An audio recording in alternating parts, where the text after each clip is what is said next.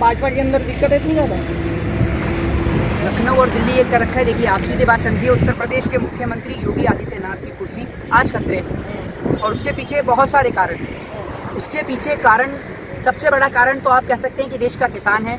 दूसरे नंबर का कारण जो हो सकता है वो उत्तर प्रदेश में क्राइम रेट, और तीसरे नंबर का कारण है उत्तर प्रदेश के यंगस्टर्स, उत्तर प्रदेश का लिटरेसी रेट। आप देख लीजिए, उत्तर प्रदेश के अंदर अगर आप बात करें, जो उत्तर प्रदेश के मुख्यमंत्री जी अपने उत्तर प्रदेश को छोड़कर वहाँ वेस्ट बंगाल जाकर वहाँ पर इलेक्शन कैंपेनिंग करते हैं। अगर वो वेस्ट बंगाल की बजाय यहाँ उत्तर प्रदेश में ही रहते तो आज उत्तर प्रदेश की बजाय उत्तम प्रदेश बन गया होता। लेकिन आप उत्तर प्रदेश के मुख्यमंत्री को देखिए, वो वहाँ उत्तर प्रदेश को छोड़कर पश्चिम बंगाल पहुँच गए हैं, जिसके कारण अगर आप बात करें तो मेरे पास कुछ आंकड़े हैं जो मैं आपको उत्तर प्रदेश के बताना चाहता हूँ। उत्तर प्रदेश में एनसीआरबी के मुताबिक यूपी में महिलाओं के खिलाफ अपराध के मामले 2016 से 2019 तक 20% वृद्धि हुई है, यानी योगी आदित्यनाथ जी के आने के बाद में 2016 से 2019 तक। यूपी में साल 2017 में महिलाओं के खिलाफ अपराध के 56,011 मामले थे टोटल, जो 2018 में बढ़कर 59,445 हो गए। और आप अगर ये देखें कि ये मामलों में घटित नहीं हुए, इन मामलों में लगातार इजाफा हुआ है, वृद्धि हुई है। आप 2019-2020 के आंकड़े को उठाकर देखिए, उत्तर प्रदेश में ना महिलाएं सुरक्षित हैं, ना उत्तर प्रदेश के अंदर पुलिस प्रशासन के पास। और अगर आप बात करें यूपी पुलिस की, तो यूपी पुलिस के पास तो भैया पहनने को हेलमेट्स भी नहीं है। वो सर पे स्टूल लगाते हैं, वो फोटोज भी आपने देखी होंगी, जिसमें शासन प्रशासन अपनी गलती को एक्सेप्ट नहीं करता, बल्कि उन पुलिस वालों को सस्पेंड कर देता है। जबकि अगर उनके पास में वो साधन मुहैया होते तो वो सर पे लगाते, बट साधन ही मुहैया नहीं है, तो उसमें उन प्रशासन की गलती को ना देखकर उसमें उत्तर प्रदेश पुलिस की ही गलती को निकाला जाता है। तो यही वजह है कि मौर्य जी भी कहते हैं कि अब मुझे प्रधानमंत्री होना चाहिए, रूठे रूठे दिखाई देते हैं, तो यही बार बार बैठेंगे लखनऊ।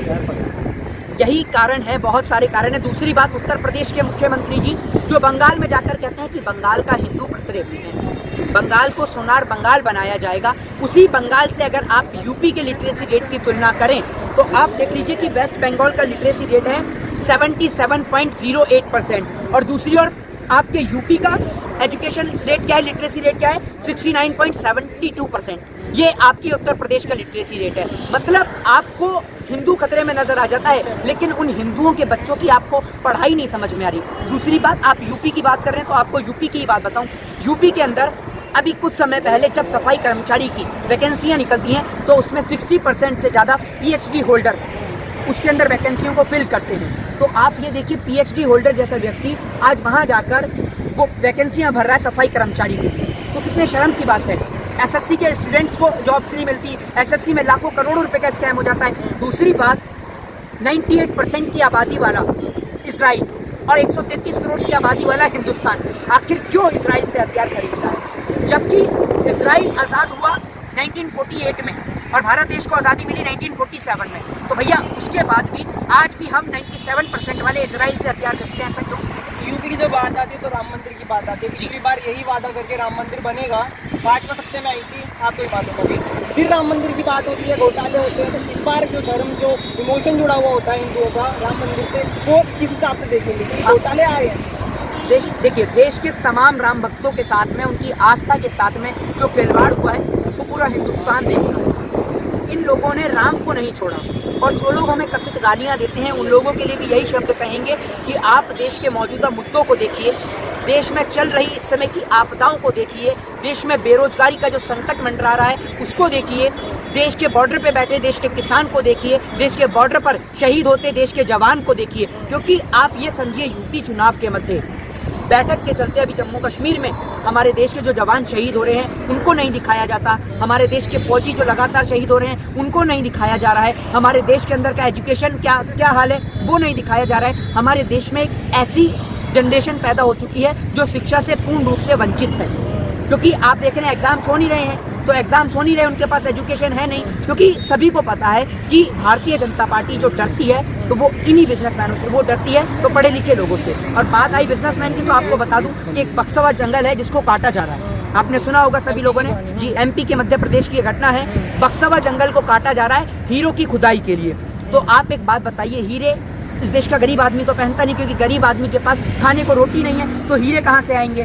तो ये हीरे की खुदाई जो हो रही है, आप ये सोचिए, गवर्नमेंट बोलती है पॉल्यूशन और पॉपुलेशन, दो बात की बात करती है गवर्नमेंट कि किसान की पराली से उसकी पराली से इनको पॉल्यूशन नजर होता हुआ नजर आ जाता है। लेकिन जो ये प्लांट्स को काट रहे हैं, पौधों को काट रहे हैं, पेड़ों को काट रहे हैं, जिससे एक निश्चित समुदाय जो है वो पेड़ पर आश्रित है, उनका घर, उनका आवास उनसे छिन जाएगा, लेकिन गवर्नमेंट इस पे बात नहीं करती। ठीक, काला धन डबल हो गया है। अब कोई बात नहीं करता, चाहे वो रामदेव हो, चाहे कोई भी नेता हो भाजपा का। देखिए, वो काले धन पे बात इसलिए नहीं करते क्योंकि नरेंद्र मोदी जी के पास काले धन की वो बताते थे इतनी लंबी लिस्ट है, और वो पता नहीं कौन से तकिए में डाल के उन्होंने सील दी है कि वो आज तक वो काले धन की लिस्ट ही नहीं निकालते हैं। और मोदी जी के आने के बाद तो कोई घोटाला देश में हुआ ही नहीं है। और बात रही 15 लाख की, तो भाई 15 लाख अभी मोदी जी नहीं देंगे, आप लोग टेंशन मत लीजिए। मैं ऐसा नहीं कह रहा कि 15 लाख नहीं देंगे, 15 लाख आपके डबल हो रहे हैं। जैसे स्विस बैंक में देख रहे हैं ना, स्विस बैंक में काला धन डबल हो रहा है ना, तो 15 के 30 और 24 में इनके 45 हो जाएंगे, तो 45 लाख रुपया प्रत्येक परिवार को मोदी जी की तरफ से दे दिया जाएगा। ऐसी भी अनाउंसमेंट अगर मोदी जी कर देंगे तो कोई दिक्कत नहीं है, क्योंकि मोदी जी की कोई वादे पूरे तो होते नहीं है, चाहे वो 2 करोड़ रोजगार के हों, चाहे वो 100 स्मार्ट सिटी के हों, चाहे वो फिर वो 15 लाख के हों, चाहे वो काले धन के हों। मानेगी जब जनता 15 लाख को एक्सेप्ट कर सकती है, जब जनता 2 करोड़ रोजगार को एक्सेप्ट कर सकती है, जब जनता इस देश के अंदर गरीबी को, इस देश के अंदर शहीद होते जवान को एक्सेप्ट कर सकती है, तो जनता इनकी मोदी जी की इस बातों पर क्यों एक्सेप्ट नहीं करेगी? करेगी एक्सेप्ट, डेफिनेटली करेगी। मोदी जी को भी जो ग्लोबल रैंकिंग हुई है, ग्लोबल रैंकिंग, उसमें भी उनका नंबर 1 स्थान है। तो हर चीज में मोदी जी हो चाहे योगी जी हो, प्रथम स्थान पर आते, कुछ तो खूबी होगी ना इन नेताओं में। हाँ, आप लोगों की नजर से देखें तो डेफिनेटली खूबी देखने को मिलती है। हमने कब मना करा कि खूबी नहीं है? आप एक दूसरी निगाह से देखते हैं, हम एक दूसरी निगाह से देख रहे हैं। आप उनको, अगर आप उनको सपोर्टेड करने की निगाह से देखें तो आपको एक नहीं 1 करोड़ खूबियां दिखेंगी, लेकिन हम यहाँ नरेंद्र मोदी जी का विरोध करने के लिए नहीं खड़े हुए। आप एजुकेशन लेवल की बात करिए, लिटरेसी रेट की बात करिए, अपराध क्राइम रेट की बात करिए, आप तो आप बताइए ना कि क्या खूबी है? खूबी ये है कि आपने क्राइम रेट को बढ़ाया है, खूबी ये है कि आज एक पिता अपनी बेटी को सड़क पे नहीं छोड़ सकता अकेले, ये खूबी है उत्तर प्रदेश क्राइम रेट 2014 से पहले नहीं था, ये मैंने आपको मना करा। 2014 से पहले नहीं थी, ये मैंने आपको मना करी। कितना इन्फ्लेशन रेट था 2014 में? नहीं, आप एक बात मुझे बताइए, आप मुझे ये बताइए कि उत्तर प्रदेश का क्राइम रेट लेवल क्या था जो आज आप बात कर रही हैं? आप बताइए, आप सामने आके बताइए ना। आप क्यों नहीं देती इस सवाल का जवाब? है आपके पास इस सवाल का जवाब? अगर आप क्राइम रेट पे बात करती हैं तो आप क्राइम रेट का जवाब दीजिए। मैं यहाँ पर नेशनल क्राइम, एक मिनट, आपने महंगाई की बात करी, अभी आप पहले एक मिनट आप अपनी बात करिए। पहले आपने भी क्राइम को बोला, फिर आप महंगाई पे आ जाती हैं। आप क्राइम पे हैं, महंगाई पे हैं। महंगाई मैंने मना कब करी? मतलब आप कहती हैं, सुनिए, आप बहस मत करिए, तो सुनने की भी क्षमता रखिए और बोलने की भी क्षमता रखिए। मैं आपकी बात को सुन रहा हूँ तो आपके अंदर भी इतनी काबिलियत, इतनी एबिलिटी होनी चाहिए कि आप हमारी बात को सुने। आप एक बात मुझे बताइए, आप ये कहती हैं कि अगर 200 रुपए सरसों के तेल का दाम है तो आप उससे एग्री हैं? 200 रुपए इस देश के अंदर एक रिक्शे वाला शाम तक नहीं कमा पाता है, जो वो 200 रुपए में सरसों का तेल खरीदेगा या रोटी में आटे का कट्टा खरीदेगा? आप मुझे बताइए। पहले मिलावटी था, अब मिलावट नहीं है ना, आपको क्लियर बताया गया। पहले आपके घर में नहीं बनता था, अब आपके घर में पिस रहा है आटा। आप कहते हैं इसमें मिलावट नहीं है, सरसों का तेल की फैक्ट्री आपके घर में रखी है। कृषि मंत्री ने क्लियर करके कहा है। द डेली फ्राई, सजग भारत और वर्ल्ड बेस्ट न्यूज के घर में क्या आपका कोल्हू के तेल का पूरा मिल लगा हुआ है कि अब वो प्योर तेल आ रहा है? बताइए ना मुझे, आप एक्सेप्ट करते हैं अपने चैनल पे? बताइए आप इस बात कृषि मंत्री ने क्लियर कहा कि मोदी जी ने आप उसमें मिलावट खत्म कर दी, इसलिए महंगा हो गया। मोदी जी कोल्हू पे बैठ के खुद तेल पीस रहे हैं, अब पहले नहीं पीसते थे। तो 2000 जो मोदी जी अभी बने हैं प्रधानमंत्री, 6 साल से क्या कर रहे थे? 6 साल से, मतलब आप एक्सेप्ट करते हैं, कृषि मंत्री एक्सेप्ट करते हैं कि मोदी जी पिछले 6 साल से इस देश की गरीब जनता को मिलावटी तेल खिला रहे थे? आप एक्सेप्ट करते हैं? आपके स्टेटमेंट से पूछ रहा हूँ। आपने एजुकेशन की बात की, अगर आप अपनी बात पे जाते हैं, महंगाई से आप एजुकेशन पे आ जाते हैं, एजुकेशन से क्राइम पे आ जाते हैं, एक जगह टिके रहेंगे नहीं रहेंगे? आज आपने एजुकेशन की बात की है। हाँ जी। अगर आपको एजुकेशन नहीं मिला होता तो अभी आप सवाल करते होते? तो मैं यूपी में रहता हूँ, कहीं भी रहता है, एजुकेशन मिला तो है। तो आप एक बात मुझे बताइए, आपके बेटे ने 12th के एग्जाम दिए, इस बार दिए 12th के एग्जाम दिए? आपका बेटा कितनी बार स्कूल गया बताइए? आप एक मिनट आप इंटरप्ट मत करिए, बीच में इंटरप्ट मत करिए। एक बात मुझे बताइए, अगर आपका बच्चा ऑनलाइन क्लासेस में देखकर पेंसिल चलाना सीख सकता है, पेंसिल उसको चलाने के लिए उसके हाथ में पेंसिल पकड़ के चलानी सिखाई जाती है ना, ये ऑनलाइन क्लासेस में आपका बेटा सीख जाएगा।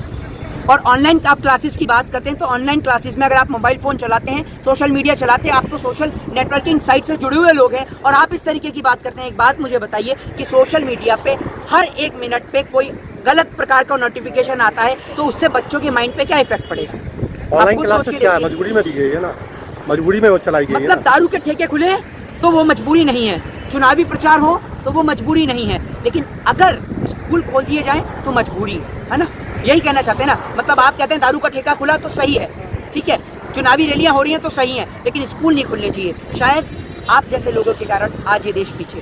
प्रधानमंत्री ने भी इतने सारे पतंजलि स्टोर खड़े किए, डबल होती जा रही है इनका। जी। स्वदेशी कह के कब तक ऐसे ही चलेगा? बाबा रामदेव जो योग करते थे आज खुद बिजनेसमैन कर रहे हैं और पूरे देश की जनता के पेट में कुछ बचा ही नहीं है, तो योग करने की जरूरत ही नहीं है, क्योंकि जनता के पास खाने को रोटी नहीं है तो वो वैसे ही अपने आप फिट है। और पेट्रोल के दाम इतने बढ़ा दिए हैं कि भैया लोग वापस बाइकें छोड़कर साइकिल पे आ रहे हैं। तो भाई बाबा रामदेव जैसे लोगों की तो इनकम दिन रात दिन चौगनी बढ़ गई। जो काले धन की बात करते थे, मुझे लगता है काला धन इन लोगों ने आपस में ही डिवाइड कर लिया है। तो देश की जनता के पास और देश के पास तो कुछ नहीं है। जय हिंद, जय भारत, वंदे मातरम।